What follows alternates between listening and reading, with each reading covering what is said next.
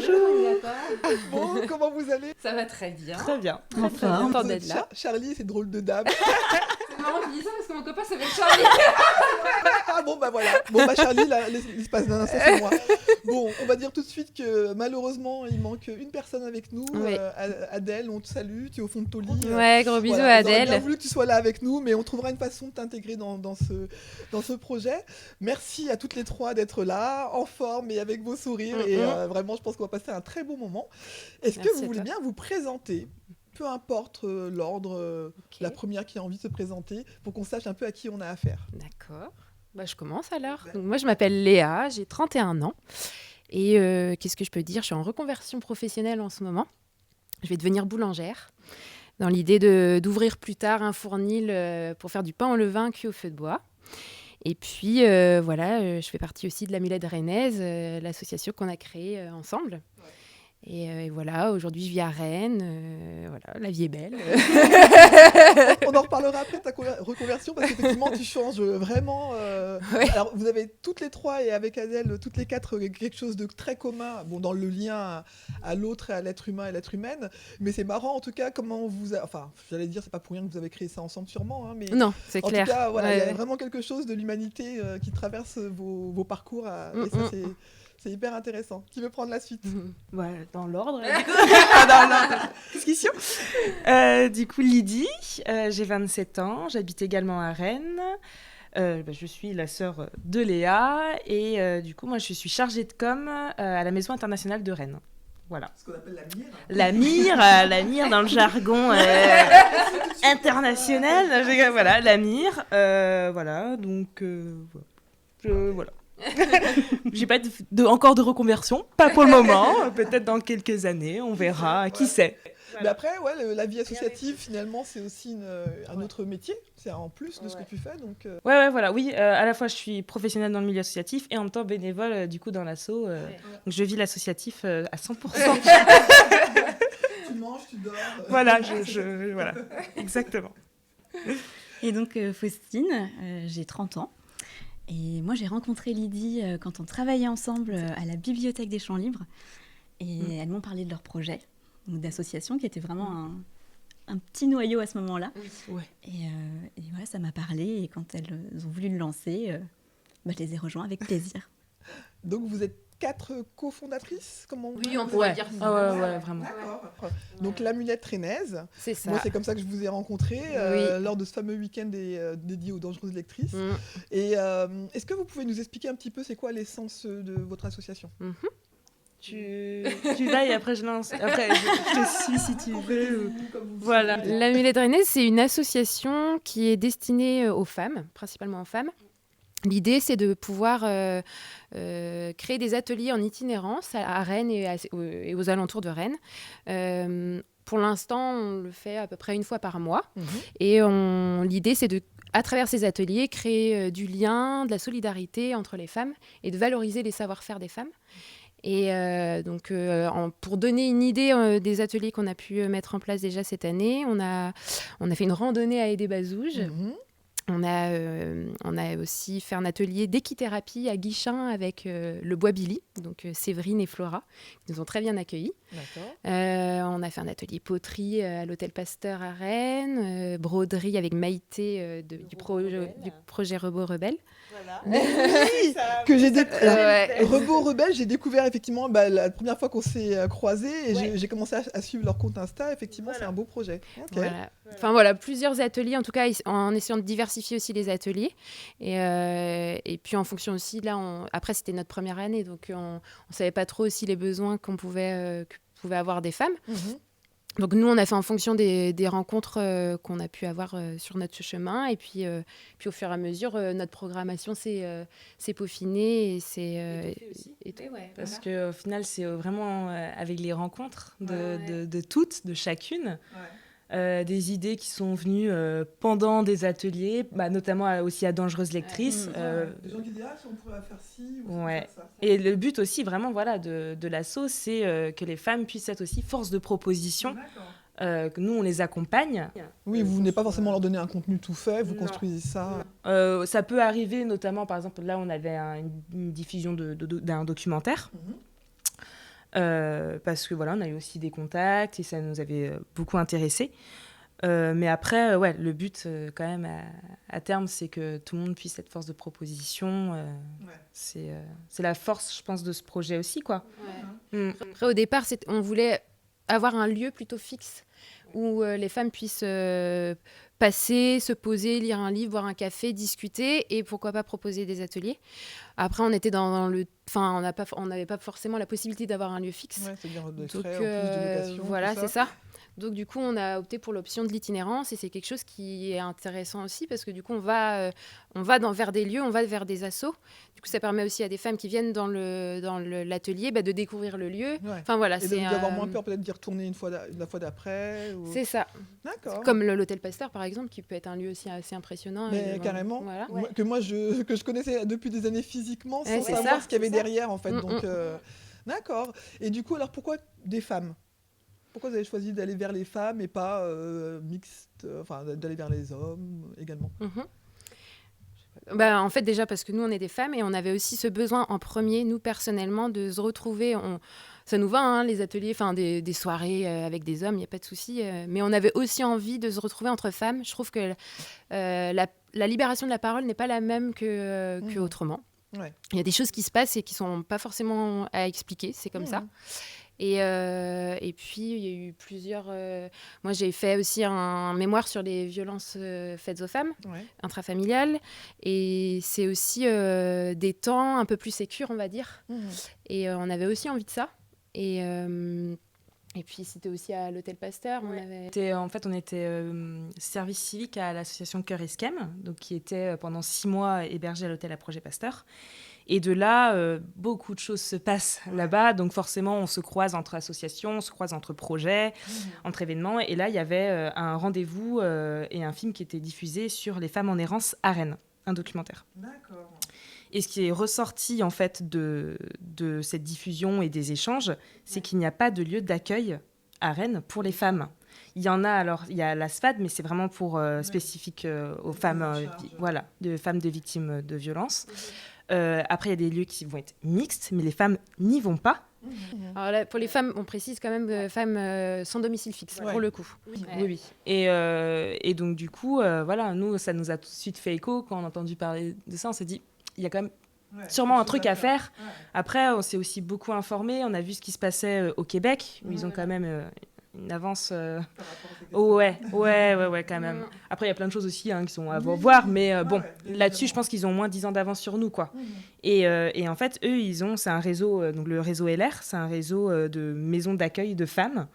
Et donc, il y a plein, c'est des maisons où ils accueillent, ils font des ateliers cuisine, ils vont faire des ateliers, notamment sur les violences faites aux femmes, et ils vont parler de plein d'autres choses. Et c'est des lieux qui sont ouverts à la journée, en fait, des lieux d'accueil à la journée. Et du coup, ça nous a forcément inspirés. Ça vous a nourri, en tout cas. Alors, ça veut dire que le public que vous accueillez pendant les ateliers, ce sont des femmes qui sont victimes de violences, qui vivent dans la rue, ou bien c'est tout type de femmes ? C'est quoi votre porte d'entrée L'idée, c'est que pour l'instant, on a fait marcher notre réseau, en fait, et on a commencé aussi à contacter certaines structures, notamment des structures aussi qui accueillent des femmes en situation de handicap. D'accord. Donc voilà, là, ça va être une question aussi de communication, déjà, dans un premier temps, de se faire connaître, de me faire marcher le réseau autour de nous. Donc là, on n'a pas ciblé pour le moment. Le but, c'est d'abord d'ouvrir, et puis après, si en effet, on voit qu'il y a des temps qui sont peut-être... à faire avec un public spécifique, oui, pourquoi pas. Parce qu'il a des besoins particuliers. Voilà. D'accord. Exactement. Ouais. Ok. Mais l'idée, c'est d'ouvrir à toutes les femmes. D'accord. Alors du coup, aujourd'hui, vous êtes dans des métiers différents. Toi, tu es en reconversion. C'était quoi vos étapes, alors sans remonter à la maternelle, mais pour savoir un petit peu, qu'est-ce que vous avez fait comme parcours un peu scolaire Qui veut commencer ? J'aime bien comment vous me regardez là. Sans la pression. Alors moi, mon parcours, j'ai une licence de lettres modernes, parce que c'est vraiment la littérature, le livre en général en fait, qui m'intéresse. Et comme c'est un milieu un peu fermé, que je voulais pas être prof, et souvent on rédige ça, les études de lettres c'est pour être prof, je me suis ouverte à la communication, donc j'ai fait un master en communication. Et derrière ça, en fait, j'ai pas trouvé du travail tout de suite. Je suis un peu découragée. Et comme les filles, en fait, j'ai fait un service civique. Moi qui m'a emmenée à la Ligue de l'enseignement du Morbihan. Et du coup, j'ai travaillé en prison avec le côté humain, le côté social qui m'a vraiment beaucoup plu. Et c'est ce qui m'a permis après de continuer la bibliothèque des champs libres avec cette notion de service public qui est très importante. Et voilà, c'est ça qui me porte aujourd'hui. Et c'est ce parcours-là, vraiment toujours qui me nourrit. Quoi. C'est beau. C'est beau. Je vais verser ma petite larme. Ça fait les mouchoirs. Allez, c'est parti. Du coup, moi, j'ai une formation en communication. J'ai fait BTS et licence pro communication et management des événements culturels. D'accord. Voilà, donc vraiment avec vraiment une spécificité culturelle, ça c'était vraiment important pour moi. J'ai rapidement été bénévole dans des assos, que ce soit Rock and Solex, à l'époque c'était Check Da Vibe. C'était une asso d'hip-hop à Rennes. Ouais. Oui, ils organisaient des concerts de rap à Rennes. Je me suis toujours engagée. C'était une manière pour moi de découvrir des choses, de me pousser aussi dans des univers où je n'aurais pas forcément été. D'accord. Sortir de ta zone de confort un peu par rapport aux gens que tu rencontrais Aussi, parce que là, on rencontre vraiment tout type de public, tout le monde en fait. Là, je pense aussi à Travelling, on a été bénévole en cuisine. À la base, moi je dis non. Mais en fait, c'était une expérience super cool à vivre, quoi.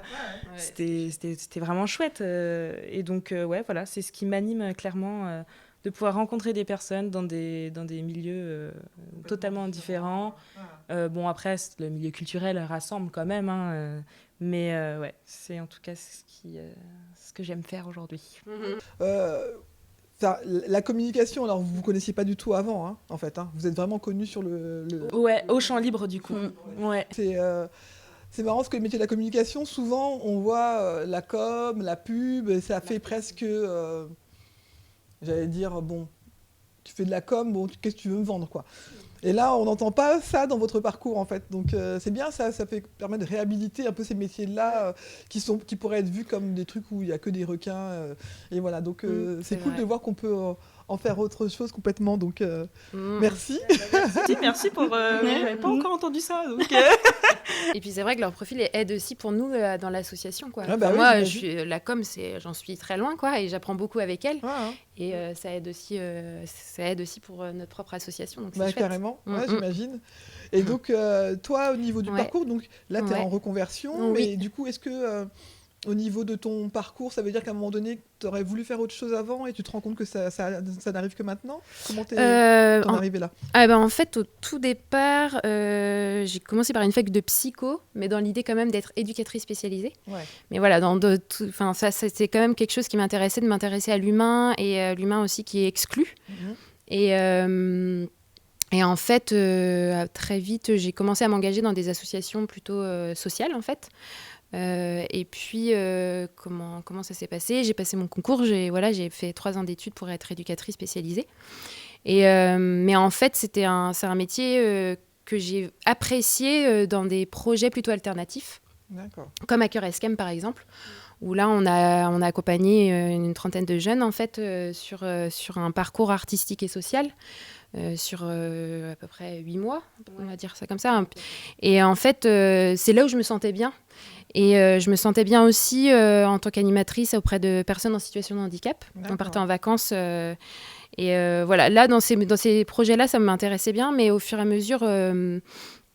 je suis quelqu'un de plutôt très sensible, on va dire, et j'ai du mal à faire la part des choses. Donc les situations que tu rencontrais, ça fait je suis une éponge en fait, et à un moment donné, c'est difficile d'accompagner aussi des personnes où si moi-même j'étais pas forcément à l'aise non plus. J'étais à l'aise, mais du coup j'avais du mal à mettre de la distance en fait. Rentrer chez toi, tu rentrais sûrement avec encore des bouts. Voilà, c'est ça. Et donc voilà, donc aujourd'hui je m'y retrouve bien avec l'association dans le sens où je suis bénévole et voilà, je suis pas professionnelle et puis du coup c'est différent. Et du coup en fait le métier de boulangère est venu avec un voyage en Amérique du Sud notamment. Dans quel pays ? À Bolivie, Argentine et Chili, enfin des parties, c'est des grands pays. Et en fait, on a été pas mal chez l'habitant, on faisait beaucoup de pain. Et j'ai découvert le levain, en fait, au Chili. On était dans une auberge et il y avait le monsieur qui faisait du pain à l'auberge venait et remplissait un pot comme ça avec de la farine et de l'eau. Et je lui dis, mais qu'est-ce qu'il fait? Et du coup, on m'explique un peu en espagnol, mais j'avais pas trop compris. Donc, en revenant en France, je me suis un peu renseignée et je trouve ça génial. Et j'ai découvert le goût du pain au levain et c'est bien fait. Et puis, en fait, au début, c'était plus par intérêt. Je commençais à faire ça chez moi. Et puis après, j'ai commencé à faire des ateliers, en fait, chez des professionnels. Et dans des fournils à la campagne. Et ça m'a énormément plu. Puis, il y a eu un déclic à un moment donné. Ça a confirmé. Voilà, c'est ça. D'accord. Et puis, c'est trop marrant parce que quand j'en ai parlé à mes parents, ma mère m'a dit, mais tu sais, Léa, quand tu étais petite, tu voulais être boulangère. Donc, je me suis dit, oh, c'est marrant. C'est pour ça que tout à l'heure, je te disais, est-ce que c'est pas quelque chose que tu avais mis en silence et qui est revenu? Sans doute. Bon, bah, finalement, Sans doute. Ouais. Mais du coup, c'est marrant aussi l'image de l'éponge. Ça veut dire quelque chose qui gonfle. Là, le pain, c'est quand même quelque chose c'est aussi ça, qui, de sensible aussi et tout ça, mais voilà, qui fonctionne en fonction du temps, complètement, de l'environnement. Exactement, ouais. D'accord. Et donc ta formation se terminera quand? Et ben là, j'ai commencé en septembre et elle se termine en avril. Donc c'est une formation d'adulte avec le Greta, donc une formation plutôt courte parce qu'autrement c'est en 2 ans quand on est plus jeune. Et donc voilà, donc là je suis en stage actuellement. Voilà. Mais ça donc me vous plaît faites des énormément. pains parties. Prochainement, un atelier. C'est ça. Ben, moi, si tu veux que je teste un jour, n'hésite pas. D'accord. Et est-ce que vous avez l'impression qu'il y a des moments dans votre vie, alors tu viens un peu de toucher à ça, mais il y avait des choses qui vous semblaient impossibles et de vous dire aujourd'hui, en fait, je pensais jamais que je ferais ça, et de vous dire, ça y est, j'y suis. Ah ouais. Bah, je pense pour tout, en fait, j'en ai... Moi, en tout cas, pour l'association, clairement, quoi. Quand je suis sortie de l'école éduc, j'avais déjà cette idée de vouloir créer un lieu pour les femmes. D'accord. C'était déjà un truc, je sais pas, j'avais vraiment... C'est intuitif, on va dire, quoi, quelque chose, mais je savais pas quoi exactement, mais pour moi c'était genre impossible.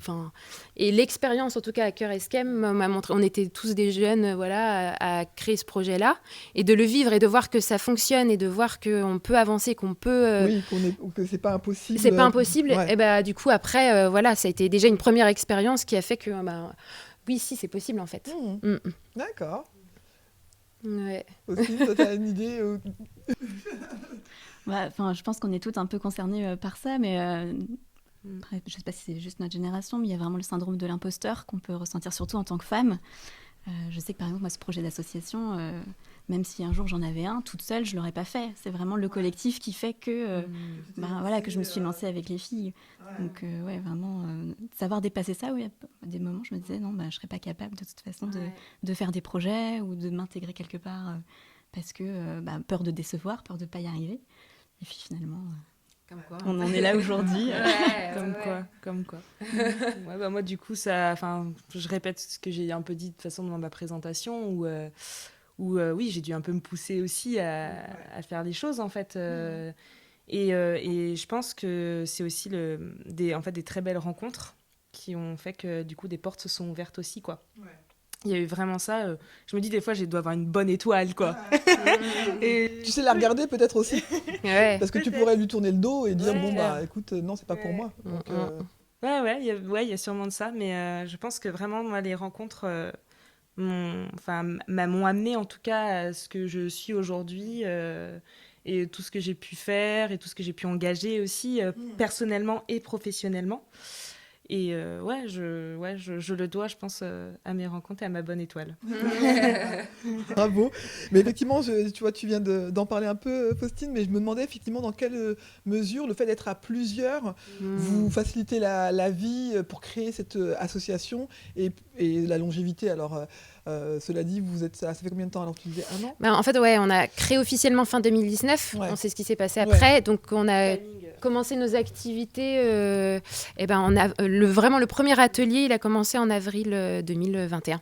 D'accord. Ouais, donc, on a eu peut-être que malgré tout, même si vous n'avez pas pu vivre les événements tels que vous les vouliez, ça aurait pu être aussi de dire écoute, c'est le mauvais timing, on laisse tomber carrément. Ouais, donc, est-ce que le fait d'être en groupe, ça vous a aidé à tenir ou qu'est-ce que ça a changé pour vous? Énorme. Ouais. Je pense qu'en vrai, c'est ça qui a fait tenir, parce que plusieurs fois, on s'est dit. Si cette fois-là ça marche pas, on abandonne, quoi. On a eu des rencontres, on n'en va pas aller encore aujourd'hui, mais qui nous ont un peu refroidi, quoi. Et on s'est D'accord. dit, ok, alors la prochaine, si c'est ça, ça va être compliqué. Des rencontres de personnes qui venaient faire une prestation ou des personnes Non, ou c'est qui nous. venaient- C'est nous qui allions rencontrer les personnes pour voir s'il y avait D'accord. potentiellement possibilité de faire des partenariats. Et ouais, non, ouais, ça a été un peu... Bah, après, voilà, ça faisait partie du jeu, on s'est dit... Et puis, ce qui a fait on s'est quand même poussé, c'est que le groupe, on a tenu, quoi. On a dit, non, on va pas lâcher, on est ensemble. Enfin, il y avait vraiment Ouais, une dynamique. une dynamique et une énergie. J'imagine que les coups de mou arrivent pas au même moment pour tout le monde non plus. Ouais. C'est ça. Ouais, voilà, il y a de ça. Et ouais, je pense qu'en fait, on s'est mutuellement toutes portées sur ce projet, quoi. Puis c'est ce qu'on disait aussi, hein, il y a vraiment ce côté, nous, ce qu'on veut mettre en place dans les ateliers, c'est un partage et un échange de compétences. Mm. Et on le fait nous-mêmes, voilà, au sein de la mulette, en Oui, disant, bah, d'un- ok, ouais, bah, carrément, toi ouais. tu fais de la com, ok, donc tu peux peut-être faire ça et ça. Ah, mais toi, la compta, ça te parle, ok, bah tu vas faire ça. Et puis voilà, c'est aussi comme ça Ouais, c'est vrai. qu'on arrive à bien fonctionner. Puis en fait, on est contente de se retrouver toutes les quatre. Bon, alors, T'as pas menti, parce que vraiment, là, la gestuelle était claire. non, mais c'est ça, en fait, on se retrouve entre copines à imaginer qu'est-ce qu'on peut faire dans l'asso. Enfin, on a plein d'idées et du coup, ça foisonne en fait. Ouais, et puis à Donc, quatre cerveaux, j'imagine ouais, qu'il y a c'est de quoi ça. se nourrir. Ouais. Ah, Et hein. puis, bah, par le biais de nos rencontres, de notre réseau personnel et professionnel, il y a toujours des nouvelles choses qui arrivent en fait. Ça va, et du coup, on fait très vite des liens avec l'asso. On se dit, ah bah là, j'ai rencontré telle personne, on va pouvoir faire ça. Ouais, Enfin, voilà. ouais, j'imagine. Ouais. Et du coup, vous avez un atelier par mois? Comment ça se passe? Oui. Ouais, on avait commencé comme ça. On s'était dit, on avait vraiment réfléchi à une programmation, tout ça, et on s'est dit, bon, on est bénévole aussi, hein, donc ça prend du temps. Et on s'est dit, bon, un atelier par mois, ça pourrait être pas mal. Et puis, comme ça, ça nous permet aussi d'avoir peut-être des personnes différentes, à des moments différents. Voilà. Oui, pour commencer, on voulait pas non plus se mettre une grosse pression et faire un. Enfin, il fallait commencer tout doucement pour non pas non déjà plus. pas mal, effectivement, parce que Voilà. par mois, c'est des week-ends. Hein. Principalement des Principalement. week-ends. Si, ouais. Samedi, c'est des journées C'est ça. entières. Comment ça se passe? Au départ, oui, voilà. Au départ, on avait commencé par faire le repas ensemble et l'après-midi aussi. D'accord. Sauf que des fois, alors c'est super sympa de commencer par un repas. Enfin voilà, c'est convivial. Sauf qu'en fait, on s'était rendu compte que pour certaines femmes, ça faisait trop long et elles pouvaient pas forcément se rendre disponibles sur tout le long. Donc au final, après, on a proposé l'après-midi. Et on essaye, principalement le samedi. Après, en fonction du lieu d'accueil, on s'adapte. D'accord. Là, par exemple, le dernier atelier, c'était à la Longère, à Mordel. Et en fait, c'est fermé le week-end, en fait. Ah, ok. Et donc, du coup, c'était un jeudi soir, en soirée. Donc, voilà, en fonction de là où on nous accueille, on s'adapte aussi, quoi. D'accord. Est-ce que vous diriez, alors peut-être que dans les tempéraments, ça fait des choses un peu différentes, mais est-ce qu'il y a des moments où vous vous dites, clairement, je ne suis pas à la hauteur alors que ce soit pour l'association ou pour votre vie de façon générale, des moments où vous avez tendance à vous déconsidérer est-ce qu'il y a des sujets comme ça qui vous grattent un peu le cerveau de temps en temps? Mais je crois que... Ouais. Mais en fait, on a quand même pas mal de... Quand je disais que j'étais sensible, on est toutes les trois sensibles. Et c'est là où on s'est découvert au fur et à mesure. Sûrement qu'il y a des connexions qui se font Voilà. des fois comme ça. Donc, dans l'hypersensibilité, il y a aussi la remise en question tout le temps de nos compétences et de savoir... Donc oui, on est sans cesse... c'est un travail de tous les jours, en tout cas, de se dire « Ah, mais non, je suis pas capable ». Et du coup, heureusement, l'autre est là pour se dire « Mais si, en fait, regarde déjà tout ce que tu as fait, regarde... Ça, c'est une sacrée force que vous puissiez le faire entre vous, parce que parfois, on est seul dans son asso et du coup, il faut... Alors, on n'est jamais vraiment seul, mais quelquefois, on porte seul le projet. Oui. Et ça veut dire qu'il faut trouver la ressource de se motiver, de motiver les autres. Ouais. Donc, vous avez cette façon de vous... Et on arrive à se le dire, en fait. Oui, aussi. oui. C'est la communication qui est hyper importante. J'allais le dire. Vous arrivez à vous dire... C'est-à-dire que si tu sens qu'il y en a une qui est un peu... Si on se dit, ok, toi tu te charges de ça et finalement on se sent pas, ou on n'a pas de souci à se demander de l'aide et à se dire, finalement j'y arrive pas toute seule, et plutôt que de se sombrer dans son petit coin, vraiment, ça c'est quelque chose qu'on n'a pas de mal à faire. Non. Et puis, donc le collectif est vraiment pour ça. Et on n'est pas forcément sur tous les ateliers. Non. Moi, je pense, je sors toujours celui-là, mais c'est celui où j'ai pas été l'équithérapie. Moi, j'ai peur des chevaux. Donc je me voyais pas aller à l'équithérapie. Et voilà, si on en parle, c'est pas grave. Hein. Puis chacun fait comme il peut aussi et comme il veut. Enfin, pour moi, le milieu associatif, c'est ça aussi, c'est que chacun fait à la hauteur de ses moyens et voilà. Donc, faut pas que ça devienne une contrainte. Faut pas que ça devienne une contrainte, faut que ce soit vraiment un plaisir, quoi. Et du coup, c'est ce qui fait que les projets fonctionnent, quoi.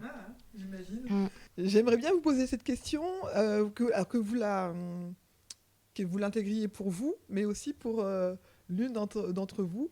Dire d'abord ce qui vous rend fier de vous-même, et après dire à l'une d'entre vous, peu importe, ce qui vous rend fier de l'autre. Ah oui.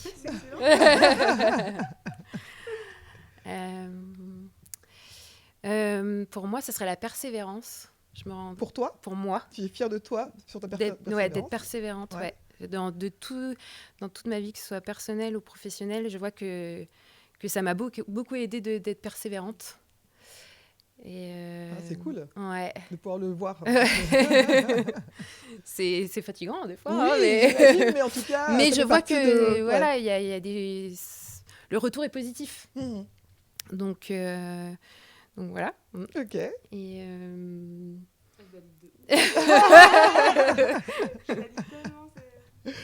tu veux enchaîner sur la fierté que tu as vis-à-vis des autres, ou bien tu veux qu'elle parle d'abord de leur fierté ? Comment tu préfères ? Allez-y, je vais réfléchir. La fierté. Ça aurait été plus facile un défaut, mais... Voilà. C'est ça qui est trop facile, justement. Moi, je trouve ça bien de se poser la question. C'est vrai que ça fait du bien. Moi, je dirais peut-être la facilité à travailler en groupe, à vraiment créer du lien. J'avoue, t'es forte pour ça. Tu valides ? Oui, je valide. T'es forte pour créer du lien. Elle est trop forte pour créer du lien, c'est vrai. Bon bah super. Voilà. Je dirais, du coup c'est trop bien parce qu'elle a son petit truc qui me détermine, je pense aussi. Moi je pense, c'est mon côté très sociable qui fait que du coup je suis un peu un caméléon dans ce sens-là où je m'adapte très bien aux personnes en fait avec qui je suis, et c'est du coup ce qui fait que ça se passe bien souvent dans mes relations, quoi. Sans que t'en souffres, parce que moi je me définissais comme un caméléon à un moment donné, mais j'ai compris il y a les 2 dernières années que j'avais tendance à m'adapter tellement. C'est pas que je m'oubliais, mais c'est que du coup je voulais aussi faire plaisir aux autres. Donc faut trouver la juste. C'est ça, et faut travailler là-dessus. Que toi t'arrives à faire ça. C'est un travail que j'ai commencé il y a 3 ans aussi, parce que du coup du coup là je peux en parler, mais du coup j'ai fait une thérapie pendant 3 ans. Et avec une personne qui m'a super bien accompagnée. Et j'ai travaillé aussi là-dessus, sur comment ne pas prendre les émotions des autres, comment aussi se dégager de ça, en fait. Et puis, c'est ce qui peut faire aussi écho dans notre association, parce forcément, on rencontre et on va rencontrer des personnes qui ont des parcours totalement différents, qui ont vécu des choses, et forcément, on ne peut pas non plus tout prendre pour nous. Et donc, oui, c'est un travail qui se fait au quotidien, quoi. C'est clair, ouais. Bon, et la source de fierté par rapport aux autres, alors. On peut dire pour les deux. Ah oui, tout à fait, au contraire. Non, mais moi, il y a des choses. Pour moi, Faustine, elle est très créative, par exemple. Non, mais c'est vrai, t'es très manuelle. Voilà, t'as plein d'idées. Il y a ce côté-là que j'aime beaucoup chez toi. Et Lydie, la fidélité que je peux avoir avec ma sœur, en fait, il y a une confiance énorme, et donc voilà. Et pour les gens qui se diraient dans la tête c'est normal, c'est sa sœur, non. Non, parce que non, c'est pas toujours. On sait qu'en fait il y a des sœurs, dans les familles, des fratries où ça fonctionne pas, et voilà. C'est donc clair. et c'est bien de pouvoir le repérer dans sa famille. Donc voilà, petite parenthèse.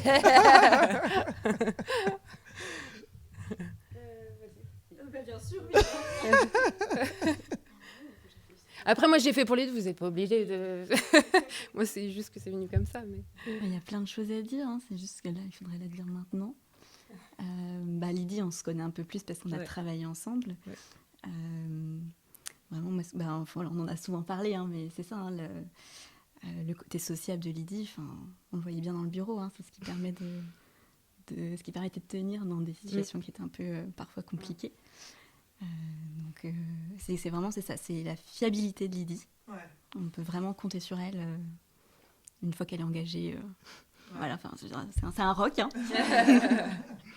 Et puis Léa, je dirais peut-être ta douceur et ta bienveillance.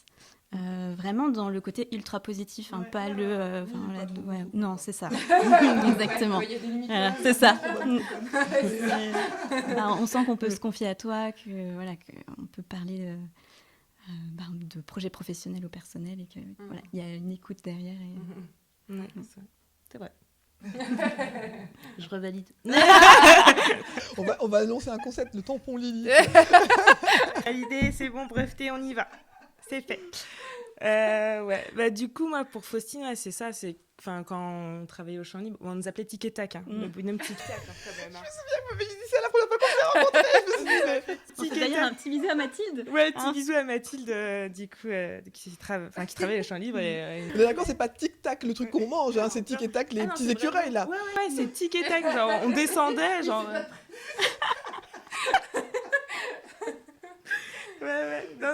On descendait, genre, elle est pas là, Faustine. Genre, même des fois, ils se trompaient sur nos prénoms, enfin, voilà.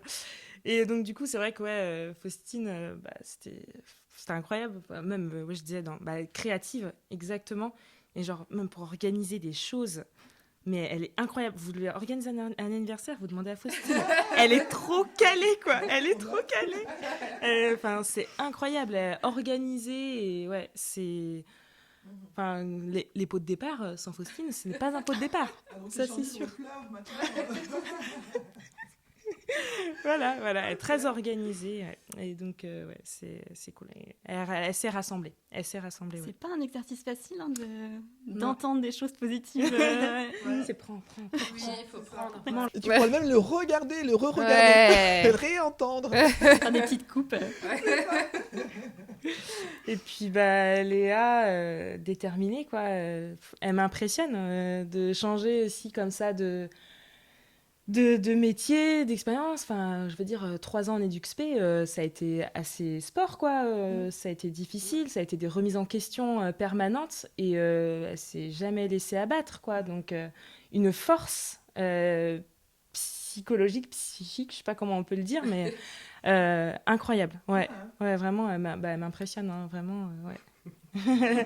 C'est d'accord. Il a fait de venir. Est-ce que ça vous arrive d'avoir envie de tout lâcher? Alors le tout est exprès très très grandiloquent, mais on n'a jamais envie de tout lâcher dans sa vie, mais des moments où vous dites allez vas-y j'arrête. Ouais, t'en as un qui te vient en tête? Ah bah ouais. Un mot deux fois j'ai envie de me dire allez vas-y. Je pars dans le Finistère et je vais élever des moutons parce que là, vraiment, je vais être en solo, quoi. Pourquoi le Finistère? J'adore le Finistère. Je trouve ça sauvage. Si, on part sur le sud quand même. On part sur le sud du Finistère. Et à partir de Crozon, là, c'est bon, on peut faire tout le Finistère sud. En fait, j'adore. Je trouve ça trop beau. Je trouve ça super sauvage. Les gens, ils sont cool. Ils sont un peu foufous, mais ils sont cool.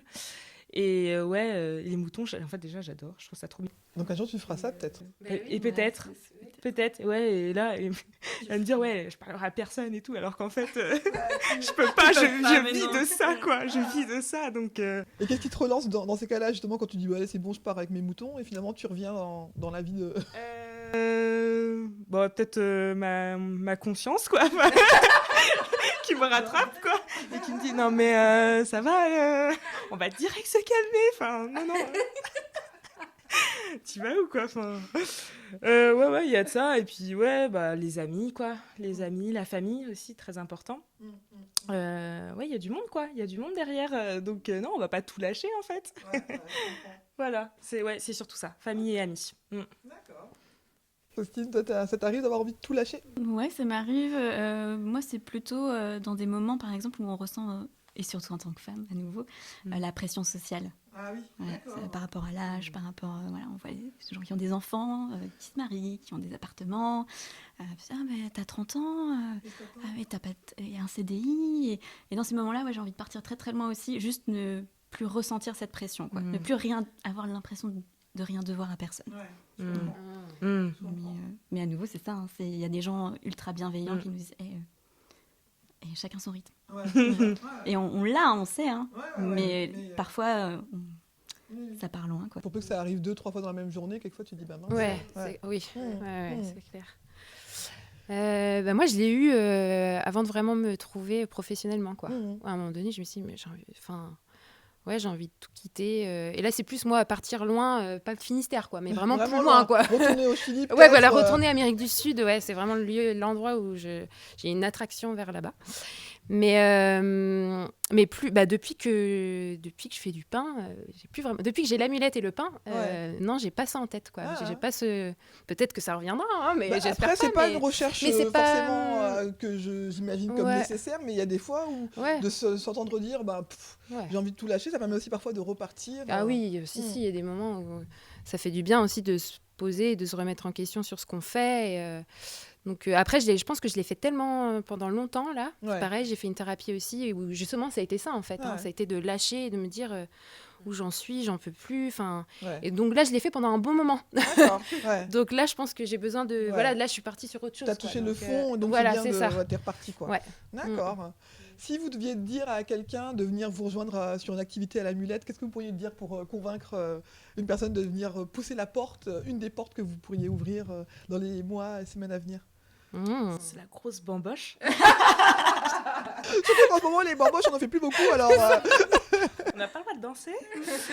C'est compliqué, hein. Non, de dire, voilà, si tu as envie de partager, en tout cas, un moment...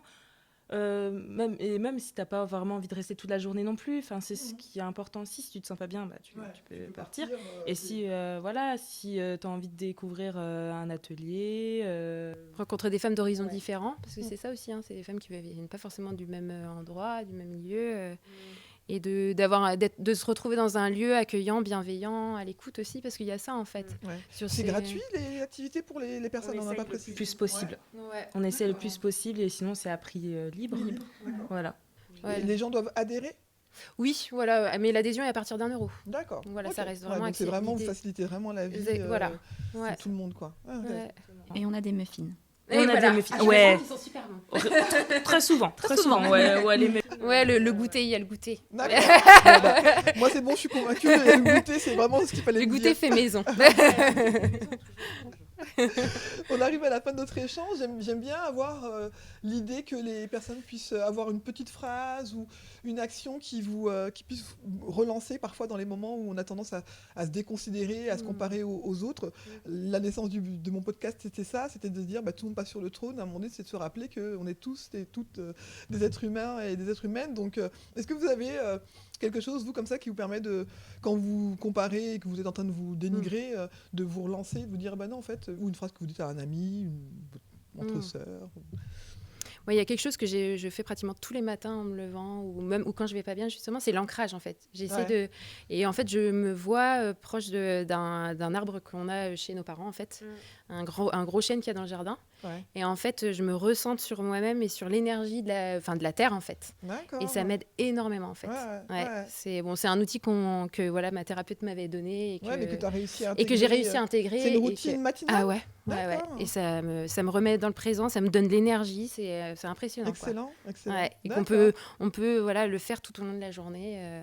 Donc dès que tu sens que c'est un peu chahuté. Voilà, pour toi, donc c'est là, hein, dans la tête, le petit hamster. Hop, je me recentre sur ton chêne. Sur mon chêne, voilà. Faut imaginer un paysage ou quelque chose qui nous rassure, un cocon, ça peut être plein de choses. Hein. Ouais, mais je le vois ton chêne, moi, tu vois, ça m'a fait un truc en tout cas. Et puis les racines, en fait, les racines qui partent de mon corps. Le chêne, c'est vraiment quelque chose. C'est ancré, quoi. C'est là, on est là, quoi. Ok, merci. Tu valides?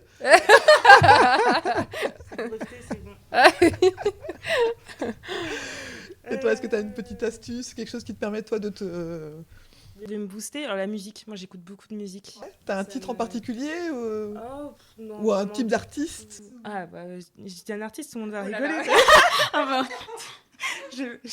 Tout le monde en a marre de ça. Oui, on sait. Bon, allez-y, alors toutes les deux, dites. C'est DJ Pone. Oui, c'est ça, exactement. DJ Pone. Du coup, il a fait partie de Birdie Nam Nam, des Winkles. Il a été DJ pour NTM aussi. Voilà. J'adore cet artiste. Humainement parlant, voilà, il a des valeurs auxquelles je m'identifie vraiment. Et puis musicalement, il collabore avec des artistes super intéressants. Et, il était au Transmusical le vendredi, donc le samedi, donc c'était génial. Voilà. Et en fait, son dernier, l'album qu'il avait fait il y a quelques années maintenant, c'était 2017-18, je sais plus. Je sais que j'étais à Angoulême, c'était 2016, je crois. Son album, il est ouf. Souvent, je le mets, en fait, et je me balade avec. Et en fait, partout où je me balade, j'ai l'impression que mes yeux, ils s'ouvrent, quoi. Et je vois carrément, je vois la ville autrement. C'est surtout, je le fais quand je suis à Rennes aussi, mais je vois la ville autrement, je vois des graphes autrement. Je vois des choses, je vois le paysage différemment, quoi. Et ouais, comme s'il y avait une ouverture. Alors, donc DJ Pone, moi j'irais mettre la référence. Alors s'il n'y a qu'un seul titre que tu as le droit d'écouter jusqu'à la fin de ta vie. Non, là, il y a trop de pression. Là, je pourrais pas le dire. Non, mais son dernier, en tout cas, là, il va sortir un autre album là normalement. Mais celui qu'il a fait là avant, c'était Physical Element, je crois. Ouais, c'était ça. Et il est incroyable, les sons. Bon, je te laisse un album alors. Okay. Voilà. Merci.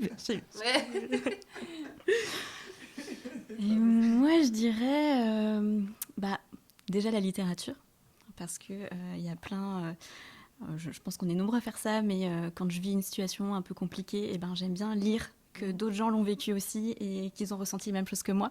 D'accord. Et du coup, ça découle pas mal aussi sur les podcasts. Ouais. Voilà, j'écoute énormément de podcasts où, à nouveau, c'est des choses où on s'interroge, on se pose des questions, on se dit « Ah oui, je me suis pas posé la question comme ça. » Et oui, peut-être que si je change de perspective, finalement, c'est pas si négatif. Et... C'est lequel que tu écoutes le plus, par exemple, qui t'aide le plus à faire ça ? Le plus, non. Non, mais... tu écoutes en tout cas et qui t'aide à... Là, dernièrement, Le cœur sur la table. Ouais. On a même parlé aux Dangereuses lectrices, puisque Victor Toyon était là, mais ça remet pas mal en question. Ouais. On se pose, on s'interroge sur l'amour, les façons de vivre l'amour. Et... Oui, et puis même de façon générale, du coup, tout ce que ça... la façon qu'on a d'observer la société, comment... Ouais. D'accord. Super, merci beaucoup. En tout cas, c'était vraiment cool. Merci à toi. On va faire un petit coucou à Adèle. Gros bisous Adèle. On verra avec toi plus tard comment faire pour que tu puisses bénéficier d'un petit temps peut-être avec moi. Mais merci, franchement, je pense que encore une fois, j'adore ce type de rencontre-là. Donc merci d'être venues toutes les trois jusque-là. Merci pour l'invitation. Et puis, de toute façon, je pense que je viendrai manger des muffins. Et profiter d'un atelier avec vous un jour. Ah super. À bientôt. À bientôt, merci.